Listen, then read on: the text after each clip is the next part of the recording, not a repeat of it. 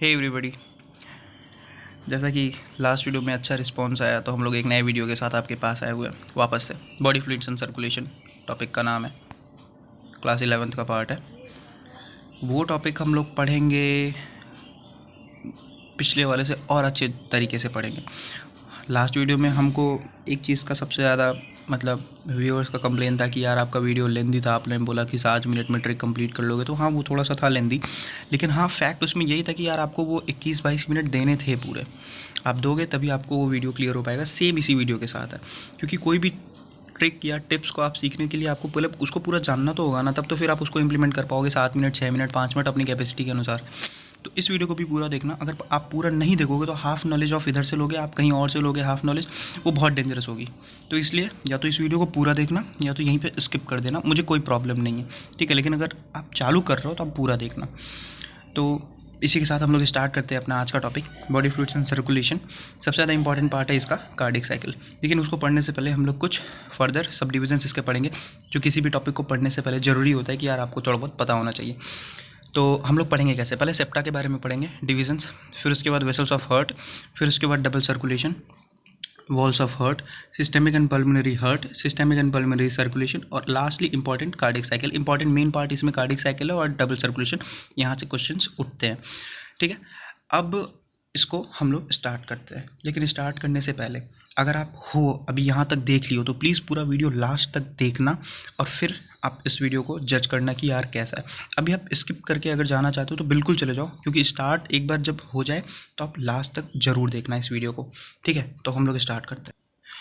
सबसे पहला part septa. Septa मतलब टू सेपरेट या फिर किसी भी चीज़ को डिवाइड करना। तो आपको पता है कि राइट लेफ्ट, ये राइट लेफ्ट होता कैसे है। तो देखो, सबसे आसान तरीके में बता रहा हूँ। आप जब भी एक्सपेरिमेंट करोगे तो आप दूसरे की बॉडी पे करोगे, आप खुद की बॉडी पे एक्सपेरिमेंट नहीं करोगे।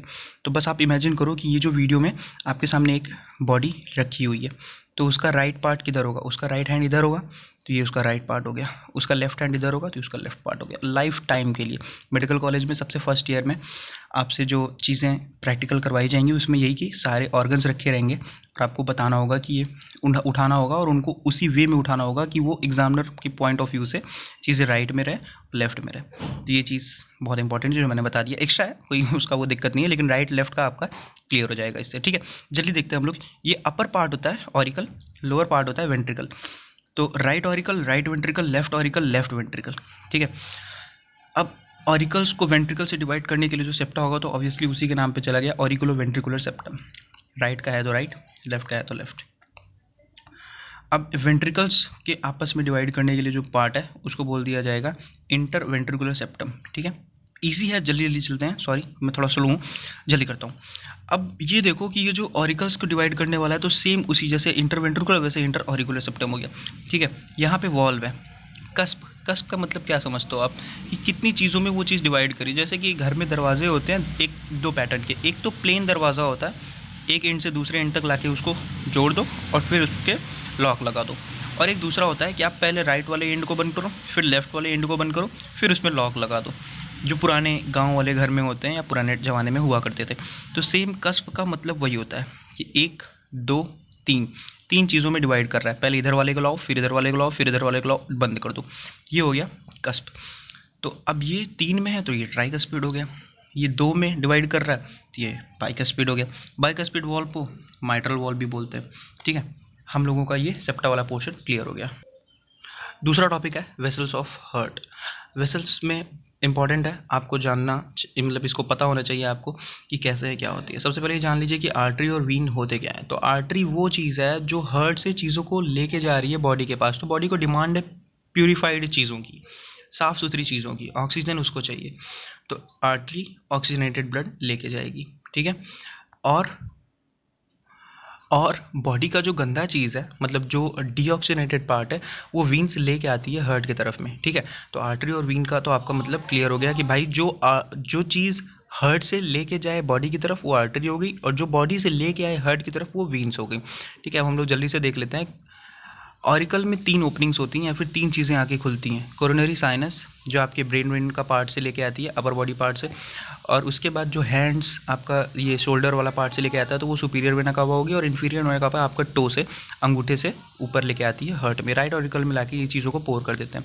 फिर उसके बाद पल्मोनरी आर्टरी है जो यहाँ से डीऑक्सीनेटेड ब्लड को लंग्स में लेके जाते हैं, और फिर उसके बाद ये पल्मोनरी वीन है जो लंग्स से प्यूरिफाइड ब्लड आपके ऑरिकल्स में डालते हैं, और फिर वो वेंट्रिकल्स से एओर्टा के थ्रू होते हुए आपके पूरे बॉडी में गुजर जाते हैं। यहाँ पे आपको एक्सेप्शनली 2 चीज़ें याद करनी होंगी, बहुत आसान है कि यार अभी मैंने बताया कि आर्टरी जो है हार्ट से लेके जाएगी प्यूरिफाइड ब्लड, यहाँ पे भी हार्ट से लेके जा रही है लेकिन डीऑक्सीनेटेड ब्लड। आपको याद रखना है कि पल्मोनरी आर्टरी और पल्मोनरी वीन ये दोनों के रिस्पेक्ट्स में चीज़ें उल्टी हो जाती है। अगर पल्मोनरी आर्टरी है तो आर्टरी का तो काम है ऑक्सीनेटेड ब्लड कैरी करना, लेकिन नहीं, पल्मोनरी आर्टरी है तो वो डीऑक्सीनेटेड ब्लड कैरी करेगी। सेम वे में वीन्स है तो वीन्स का काम होता है डीऑक्सीनेटेड ब्लड कैरी करना, लेकिन नहीं, अगर पल्मोनरी आर्टरी है तो वो ऑक्सीनेटेड ब्लड कैरी करेगी। ठीक है, अब हम लोग अपना नेक्स्ट टॉपिक स्टार्ट करते हैं, डबल सर्कुलेशन। ठीक है, डबल सर्कुलेशन बहुत ही आसान टॉपिक है, आप बस देख लो जल्दी से, थोड़ा सा स्पीड में तेज करता हूँ अपनी। डबल सर्कुलेशन का मतलब क्या है कि यार खून 2 बार हार्ट से गुजरेगा। ठीक है, देखो एक बार लंग से अगर आपका चल रहा है, प्यूरिफाइड ब्लड आया तो प्यूरिफाइड ब्लड आया तो आपका ऑरिकल्स में आया, फिर वेंट्रिकल्स में गया, फिर उसके बाद एओर्टा से होते हुए बॉडी में आ गया, फिर बॉडी से निकला, ऑरिकल्स में आया, वेंट्रिकल्स में आया, फिर आपके आर्टरी से होते हुए लंग्स में चला गया। तो आप ये देखो कि एक बार इधर से पोर्शन से हार्ट से ब्लड गुजरा, फिर दूसरी बार इधर के पोर्शन से हार्ट से गुजरा, तो एट अ टाइम आपका खून या ब्लड 2 बार गुजर रहा है। वो उसका रिस्पेक्ट में अलग बात है कि वो ऑक्सीडेटेड है कि डीऑक्सीनेटेड ब्लड, लेकिन एट अ टाइम 2 बार आपके इससे हार्ट से खून गुजर रहा है, तो उसको डबल सर्कुलेशन कहते हैं। यहाँ पे एक छोटी सी बात है कि आप ये देखना कि ये जो एओर्टा है वो लार्जेस्ट आर्टरी कहलाती है, और ये जो रेड एंड ब्लू कलर का सिग्निफिकेंस है आपको समझ में आना चाहिए कि ये डीऑक्सीनेटेड ब्लड है। डीऑक्सीनेटेड ब्लड है तो ये लेके जा रहा है blue, and red oxygenated blood है। ठीक है, अब हम लोग देखने वाले हैं वॉल्स ऑफ हार्ट। मेरे हिसाब से कार्डिक साइकिल को पढ़ने के लिए ये सबसे इंपॉर्टेंट पार्ट होता है, तो थोड़ा फोकस करिएगा। एडल्ट में तो 4 होते हैं वॉल्व्स, बच्चों में 6 होते हैं। बच्चों में 2 और एक्स्ट्रा कौन से हो जाते हैं, तो बच्चों में 2 एक्स्ट्रा होते हैं, तिबेसियन वॉल्व एंड यूस्टेशियन वॉल्व, जो एडल्ट में आके एक्सटिंक्ट हो जाते हैं। तो आपको याद रखना है 6 वॉल्व होते हैं। ठीक है, अब हम लोग ये देखते हैं कि क्या क्या था। अभी जैसे देखो सुपीरियर वेना कवा आपको बता दिया, इन्फीरियर वेना कवा आपको पहले बता दिया था। कोरोनरी साइनस, कोरोनरी साइनस के लोअर पार्ट में आपको तिबेसियन वॉल्व होते हैं जो बच्चों में पाए जाते हैं, और यहाँ पे सेम वे में इन्फीरियर वेना कवा के लोअर पार्ट में यहाँ पे होते हैं यूस्टेशियन वॉल्व। ठीक है, ये हो गया। फिर उसके बाद आप ये देखो कि यहाँ पे ट्राइकस्पिड वॉल्व आपको बता दिया गया था पहले ही, ये हो गया बाइकस्पिड वॉल्व। फिर ये जो आपकी आर्टरी है पल्मोनरी आर्टरी, तो ये देखो ये यहाँ पे ये जो वॉल्व है अर्धचंद्राकार semi lunar half moon like इसको बोलते हैं सेमी लूनर वॉल्व। अब ये लंग्स के लिए लेके जा रही है तो ये पल्मोनरी हो गई। ये देखो यहाँ पे ये एओर्टिक सेमी लूनर वॉल्व हो गई। एओर्टिक सेमी लूनर वॉल्व क्यों बोलना है इसे, क्योंकि ये एओर्टा की है और सेमी लूनर वॉल्व है, इसलिए एओर्टिक सेमी लूनर वॉल्व। ठीक है, अब हम लोग अपने नेक्स्ट पार्ट पे आते हैं, systemic and pulmonary heart, systemic and pulmonary circulation. अब सिस्टेमिक हार्ट से आप क्या समझते हो यार? देखो सिस्टम मतलब बॉडी के जो फंक्शंस होने वाले हैं इनको जो कोऑर्डिनेट कर रहा है वो सिस्टम।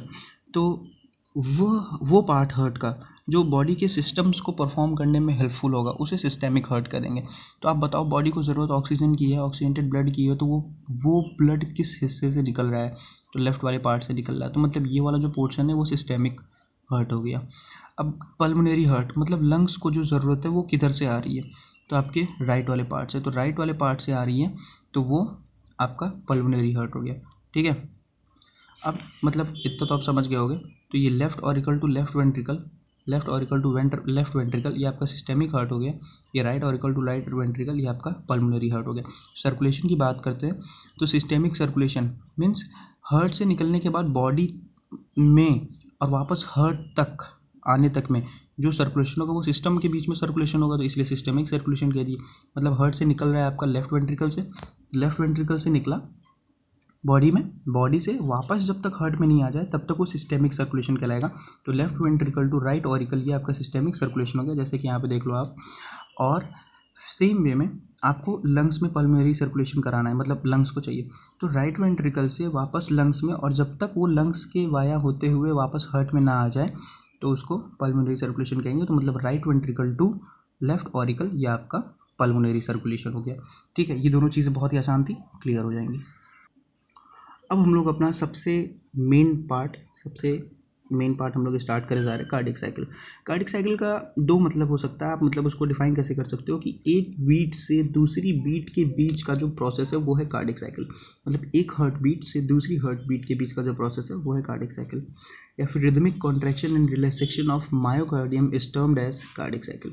और यहाँ पे कुछ टर्मिनोलॉजीज हैं, जैसे ऑरिकुलर सिस्टोल हुआ तो ऑरिकल में कॉन्ट्रैक्शन, ठीक है। ऑरिकुलर डायस्टोल हुआ तो ऑरिकल में रिलैक्सेशन, सेम वे में वेंट्रिकल्स के साथ है। तो अभी तक तो अगर मैं फास्ट हूँ तो अब मैं थोड़ा इजी वे में पढ़ाऊँगा, क्योंकि कार्डियक साइकिल ही मेन पार्ट है जिसके लिए ये वीडियो बनाया जा रहा है। और अभी इसके पिछले की चीज़ें अगर आप लोग एक बार रिवाइज करना चाहते हो तो यहाँ पे पॉज करके वापस से चीज़ों को रिकॉल कर लेना, क्योंकि आगे काम आ सकती हैं, थोड़ी थोड़ी, ज़्यादा इंपॉर्टेंट नहीं है। तो हम लोग स्टार्ट करते हैं अपना मेन पार्ट, सबसे important part, cardiac cycle. Cardiac cycle को स्टार्ट करने से पहले एक चीज़ आप लोग जान लीजिए कि सिस्टोल का मतलब होता है कॉन्ट्रैक्शन, डायस्टोल का मतलब होता है रिलैक्सेशन। बोल्ड करके लिखा हुआ है इसीलिए क्योंकि ये बहुत ज़्यादा इंपॉर्टेंट पार्ट है। अगर आप तब भी भूल जाते हो तो डॉक्टर साहब से याद करना कि डायस्टोल रिलैक्सेशन मतलब डी और आर और डी, देखो डी और आर मतलब डॉक्टर, ठीक है। डायस्टोल से रिलैक्सेशन, सिस्टोल आप खुद याद कर लोगे। तो अब ये देखो, ये जो पाई चार्ट टाइप में है तो ये कार्डियक साइकिल का चार्ट होता है। बहुत से लोग कंफ्यूज होते हैं लेकिन बहुत आसान है। अब ये देखिए कि ये ऑरिकल है जो रेड कलर से चीज़ें मेंशन्ड हैं वो आपके वेंट्रिकल हैं, जो ब्लू कलर से मेंशन्ड है वो आपके ऑरिकल्स हैं, ठीक है। अब ये देखो, ये 0.1, 0.2, 0.3, 0.4, आपको पता है कि कार्डियक साइकिल 0.8 सेकेंड की लास्ट में उसका फाइनल है, 0.8 सेकेंड टाइम। तो उसी के बीच में हम लोग ये डिवाइड कर रहे हैं कि कैसे कैसे क्या कब होगा। तो ऑरिकल्स में 0.1 सेकेंड के लिए सिस्टोल होता है और 0.7 सेकेंड के लिए डायस्टोल होता है, ठीक है। वेंट्रिकल्स में 0.3 सेकेंड के लिए सिस्टोल होता है, 0.5 सेकेंड के लिए डायस्टोल होता है। तो आप मुझे ये कहोगे कि इसका 0.3 सेकेंड ये 0.2 से क्यों शुरू हो रहा है? क्यों? क्योंकि इसके बाद ये कॉन्ट्रैक्ट करेगा। मतलब अगर मैं ऐसे कहता हूँ कि यार ये देखो, ये पहली लाइन, दूसरी लाइन, तीसरी लाइन, चौथी लाइन, पाँचवीं लाइन, छठवीं लाइन, सातवीं लाइन, आठवीं लाइन। तो अगर ये पहली लाइन कोई खा गया है तो आप अगर कोई नया आएगा तो वो इसी से तो स्टार्ट करेगा ना। तो वही वाली बात है, 0.1 सेकेंड इसका तो इसने ले लिया है, अब जो चीज़ चालू होगी वो इसके बाद इसमें चालू होगी। तो इसलिए इसका 3 सेकेंड जो है, 0.3 सेकेंड यहाँ पे शुरू हुआ है। तो हम अगर इन दोनों को सम अप करेंगे तो कुछ ऐसा बन के आता है लास्ट में। अब ये देखो, ये है क्या है, ऑरिकल है तो ये 0.1 सेकेंड से, लेकिन इस 0.1 सेकेंड के बाद 0.2 सेकेंड से इसका चालू होता है क्या, सिस्टोल, ठीक है। अब ये सिस्टोल 0.1 सेकेंड के लिए सिस्टोल कर गया, 0.7 सेकेंड के लिए रिलैक्स कर रहा है, डायस्टोल कर रहा है। ये 0.3 सेकेंड के लिए, 0.1 सेकेंड में इसका कभी चालू नहीं होगा, आप इस चीज़ को ध्यान देना, ठीक है। 0.2, 0.3, 0.4 ये यहाँ पे सिस्टोल कर रहा है, ये पूरा रिलैक्स कर रहा है। अब ये वाला पोर्शन आप पूरा का पूरा देखोगे तो ये पूरे के पूरे पोर्शन रिलैक्सेशन में ही है, डायस्टोल में ही। तो इनको बोला जाता है जॉइंट डायस्टोल। 0.4 सेकेंड के लिए ये होता है, ठीक है। अब इसके आगे का जो प्रोसेस है वो एक बार चीज़ों को समझा के फिर वापस इसको आऊँगा तब बता दूँगा, ठीक है। अब एक चीज़ आप थोड़ा सा और यहाँ पे ध्यान रखना कि हार्ट के चारों जो चैम्बर होते हैं वो एक साथ कॉन्ट्रैक्ट नहीं करते, पर एक साथ रिलैक्स करते हैं। जैसे आप लोगों ने यहाँ पे देखा, ये एक साथ रिलैक्स कर रहे हैं बट एक साथ कॉन्ट्रैक्ट नहीं करते हैं। पहला करेगा उसके बाद दूसरा करेगा, मतलब पहले ऑरिकल फिर वेंट्रिकल, ठीक है। यहाँ पे आप लोग इस चीज़ को समझ लीजिए। अब आता है अपना मेन पार्ट, कार्डियक साइकिल। तो कार्डियक साइकिल मैं जैसे बता रहा हूँ आप उसको वैसे ही समझने की कोशिश करना, बहुत ही सिंपल वे में बताऊँगा, ठीक है। और ये जो एरो इंडिकेट कर रहे हैं कि इसके बाद ये, इसके बाद ये, ऐसा कुछ होता नहीं है। ये चीज़ें साइमल्टेनियसली होती हैं, लेकिन बस अपनी एक अंडरस्टैंडिंग क्रिएट करने के लिए इसको ऐसे डिफाइन किया गया, ठीक है। तो सबसे पहला पार्ट आप ये देख रहे हो, ऑरिकल में सिस्टोल 0.1 सेकेंड के लिए सिस्टोल है, मतलब क्या है, कॉन्ट्रैक्ट होगा तो मतलब कि ऑरिकल कॉन्ट्रैक्ट होगा क्यों, ताकि वेंट्रिकल में ब्लड चला जाए। और अगर ये कोई भी चीज़ मतलब कॉन्ट्रैक्ट हो रही है मतलब वो फुल होगी तभी तो, जब उसके पास खुद नहीं होगा तो वो दूसरे को कैसे देगा। तो ऑरिकल्स में ब्लड फुल्ली फिल्ड है तो बाहर से ब्लड की ज़रूरत होगी क्या, नहीं। तो मतलब आउटपुट सप्लाई सारी रोक दी जाएंगी, ठीक है। मानिए ये जो इन्फीरियर वेना कावा है, सुपीरियर वेना कावा है, कोरोनरी साइरस रोक दिया गया, ये जो 4 पल्मोनरी वीन होती हैं रोक दी गई। अब बताओ, अब जब वेंट्रिकल्स में चीज़ें भरी जा रही हैं तो क्या जो वेंट्रिकल्स पे यहाँ पे सेमी लूनर वॉल्व्स थी वो खुली रहेंगी क्या, नहीं यार, क्योंकि अगर मैं यहाँ से इसमें डाल रहा हूँ तो ये तो फिर यहाँ पे एक लीकेज है, आप डाले जा रहे हो इधर से ही निकल जा रहा है ब्लड पूरा, तो कोई मतलब नहीं है। तो ये फिर ये भी लॉक रहेगा। केवल एक काम होगा एट्रियल सिस्टोल में कि ब्लड ऑरिकल से वेंट्रिकल में जाएगा, ठीक है। ये जो एरो, ये टिक, ये सब क्रॉस का मतलब यही है। तो सेमिल्यूनर वॉल्व, और ऑरिकुलर सिस्टोल में सिर्फ 30% फिलिंग ऑफ वेंट्रिकल होती है, ठीक है। ये चीज़ ध्यान रखने वाली बात है कि एक बार में जो खून जाता है ऑरिकल्स के एक बार सिस्टोल करने में, वो 30% ही फिल कर पाता है आपके वेंट्रिकल को, ठीक है। अब हम लोग पढ़ते हैं ऑरिकुलर के डायस्टोल को। ज़रूरी नहीं है, हाँ, बट सबसे इजी वे यही है पढ़ने का। अगर आप थोड़ा सा और इधर उधर कुछ करते हो तो हो सके आप कंफ्यूज हो जाओ। तो ऑरिकुलर डायस्टोल मतलब रिलैक्स कर रहा है बंदा अपना 0.7 सेकेंड के लिए। तो रिलैक्स कर रहा है मतलब आराम से अब इसके अंदर वापस से ब्लड आएगा। तो मैंने ये जो ये तीन चीज़ वापस से ओपन हो जाएंगी। Inferior vena cava, superior vena cava और coronary sinus open, right auricle में ब्लड आ रहा है। फिर यहाँ पे ये देखो pulmonary vein open, left auricle में ब्लड आ रहा है। एट्रिया स्टार्ट रिसीविंग ब्लड, ये हो गया आपके एट्रियल का पार्ट पूरा का पूरा कंप्लीट, ठीक है। ध्यान से इसको एक बार फिर से देख लेना वीडियो को पीछे करके, उसमें कोई दिक्कत नहीं। अब हम लोग बात करते हैं वेंट्रिकुलर सिस्टोल की। इंपॉर्टेंट पार्ट यही है क्योंकि लब एंड डब साउंड अब आपके यहीं पे आने वाला है। वेंट्रिकुलर सिस्टोल 0.3 सेकेंड के लिए होता है। अब वेंट्रिकुलर में कॉन्ट्रैक्शन होगा मतलब ऑब्वियसली कि ब्लड कहाँ जाने वाला है। अब बताइए, ब्लड जाएगा आपके बॉडी में, ठीक है। तो हम लोग वो देखते हैं। अब सबसे पहला साउंड आता है कब है? लब। कब आएगा? जब ऑरिकुलो वेंट्रिकुलर वॉल्व क्लोज होंगे। ऑरिकुलो वेंट्रिकुलर वॉल्व, क्योंकि अब ये जैसे ही ऑरिकुलो वेंट्रिकुलर वॉल्व क्लोज हुए, तो हुए क्यों? ताकि एट्रिया में रिलैक्सेशन के टाइम पे ब्लड भर जाए। अब एट्रिया से कोई मतलब नहीं है वेंट्रिकल का। अब हम लोग को काम देखना है वेंट्रिकल का। और ये जो आपको ये चीज़ दिख रही है ना, ये थोड़ा रुगे टाइप में या रफ टाइप में, ये कॉन्ट्रैक्शन को डिनोट कर रही है, ठीक है। तो ये जो दिख रहा है ये आपके कॉन्ट्रैक्शन को डिनोट करता है। तो अब ये देखो, ये वेंट्रिकुलर, ये जो वॉल्व है यहाँ पे, वो वॉल्व क्लोज हुआ तो मतलब आप दरवाज़ा बंद करते हो तो आवाज़ आती है ना, सेम वही पैटर्न में जब ये वॉल्व क्लोज होती है तो ऑरिकल्स में आपके ब्लड फिलिंग से स्टार्ट हो जाती है, तो एक साउंड निकल के आता है जिसको हम लोग लब कहते हैं, ठीक है। ये बात हो गई। अब आइसोवॉल्यूमेट्रिक कॉन्ट्रैक्शन, यहाँ पे एक टर्मिनोलॉजी आती है वेंट्रिकुलर सिस्टोल में कि आइसोवॉल्यूमेट्रिक कॉन्ट्रैक्शन। आइसो मतलब सेम, वॉल्यूमेट्रिक मतलब सारे वॉल्यूम में सेम कॉन्ट्रैक्शन होगा। जब सेम कॉन्ट्रैक्शन होता है, ऐसे जब कॉन्ट्रैक्शन होगा तभी एक प्रेशर क्रिएट होता है जिससे आपका हार्ट से ब्लड पूरे बॉडी में फ्लो किया जा सकता है। तो ब्लड वॉल्यूम रिमेन सेम, मतलब ऐसा नहीं है कि आपका ये जो वॉल्यूम है, अब आप कुछ ना कुछ कहीं ना कहीं आपके मन में एक डाउट आ सकता है, बहुत बड़े लेवल पे ये डाउट आएगा कि यार एक बात होती है कि यार आपका राइट वाला पार्ट, लेफ़्ट वाला पार्ट बड़ा होता है वेंट्रिकल का, थोड़ा सा टिल्टेड होता है, ऐसा होता है वैसा होता है, तो फिर ब्लड कैसे दोनों में सेम है? अगर ये वाले में ब्लड ज़्यादा है, इस वाले में ब्लड कम है, तो जब सेम होना चाहिए तो ऐसे। तो इसीलिए यहाँ पे ये टर्म मेंशन किया गया है आइसोवॉल्यूमेट्रिक कॉन्ट्रैक्शन। तो आपको इसके ज़्यादा डिटेल में नहीं जाना है, हम लोग पीएचडी नहीं कर रहे हैं, लेकिन इतना याद रखना कि आइसोवॉल्यूमेट्रिक कॉन्ट्रैक्शन होता है और ब्लड फिर सेम वॉल्यूम में निकल के बाहर आता है, प्रेशर इंक्रीज हो जाता है जिनके कारण ऐसा होता है। तो ठीक है, पीरियड ऑफ इजेक्शन एक टर्म आती है वेंट्रिकुलर सिस्टोल में, पीरियड ऑफ इजेक्शन। इजेक्शन मतलब रिलीज होना किसी भी चीज़ का, और पीरियड ऑफ मतलब एक पीरियड में वो चीज़ बाहर आ जाएगी, ठीक है। याद रखना कि कभी भी पूरा पूरा वेंट्रिकल खाली नहीं होता है। तो अब अगर बॉडी में आना है, एओर्टा से आएगा और पल्मोनरी आर्टरी से आपका निकलेगा, तो ऑब्वियसली ये दोनों वॉल्व खुल जाएंगे। ये दोनों वॉल्व खुल जाएंगे तो आपका ब्लड इजेक्ट हो गया, ठीक है। अब हम लोग ये वेंट्रिकुलर सिस्टोल पढ़ लिए। वेंट्रिकुलर सिस्टोल के बाद हम लोग पढ़ते हैं वेंट्रिकुलर डायस्टोल। 0.3 सेकेंड के लिए ये चीज़ होगी, 0.3 सेकेंड के लिए ये चीज़ होगी।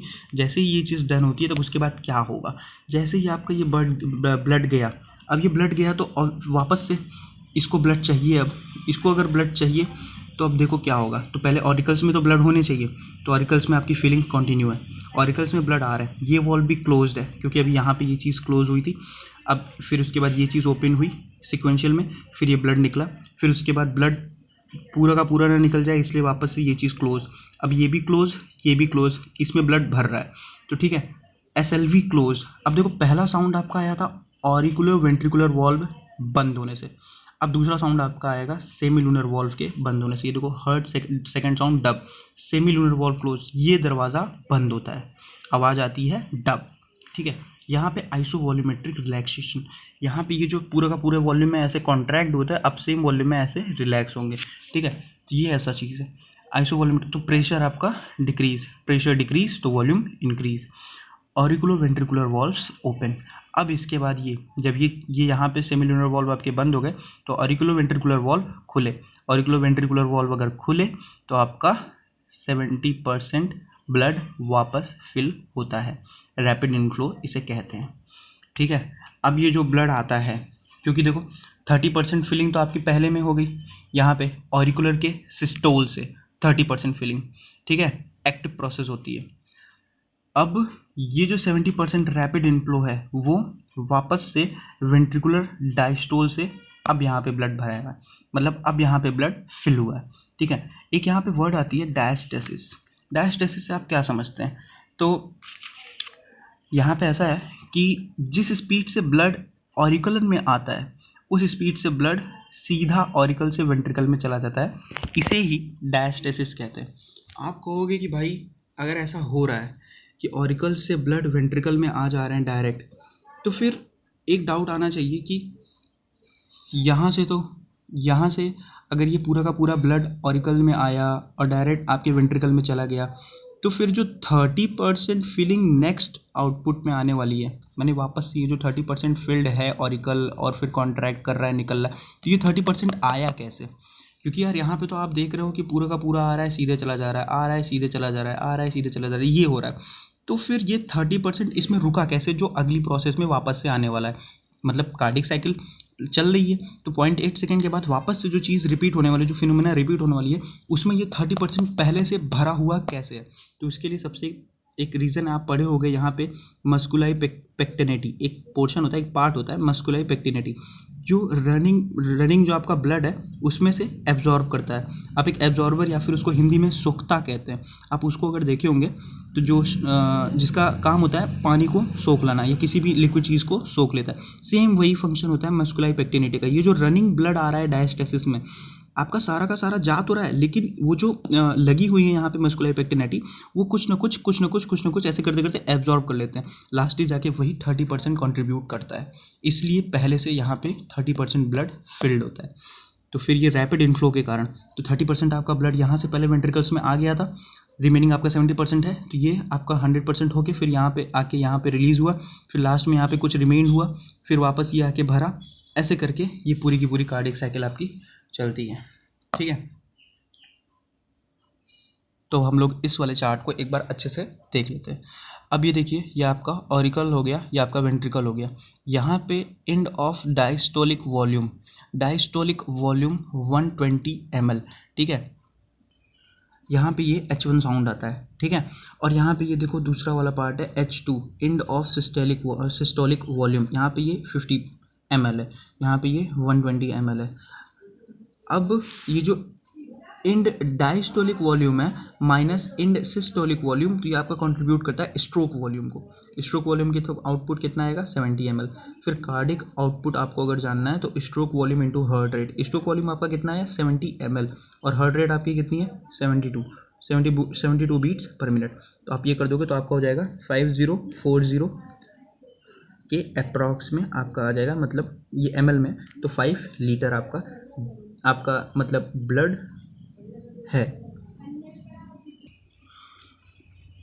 एक डाउट अगर आ रहा होगा कि ये इन डायस्टोलिक वॉल्यूम है कैसा, तो आप ये देखो कि ये जो डायस्टोल है मतलब रिलैक्सेशन शुरू है, यहाँ से यहाँ तक जा रहा है, तो यहाँ तक जो डायस्टोल चल रहा है तो वापस यहाँ से फिर सिस्टोल चालू होगा आपका वेंट्रिकल के लिए, यहाँ से काउंट हो रहा है, तब ये आपके पहला साउंड आता है, इसलिए इसको इन डायस्टोलिक वॉल्यूम कहते हैं यहाँ पे, और इसको सेम वे में इन सिस्टोलिक वॉल्यूम कहते हैं। यहाँ पे सिस्टोल पूरे के पूरे प्रोसेस में ख़त्म हो रहे हैं। आप ये देखो वेंट्रिकल और इसके वेंट्रिकल और ऑरिकल्स के मिला के, ठीक है। तो यहाँ पे हमारा पार्ट कवर होता है पूरा का पूरा। तो अगर आपको यहाँ तक देखे हो, तो अगर आपको ये चीज़ समझ में आती है, वीडियो अच्छा लगे तो लाइक करना, चैनल को सब्सक्राइब करना और शेयर करना, और हमें बताना कि ये वीडियो कैसा था, हमारी क्या कमी थी, कमेंट ज़रूर करना, बताना कि सही था या गड़बड़ था, क्या कमी रह गई, तो हम उसको ज़रूर आगे वीडियो में पूरा करेंगे। Thank you.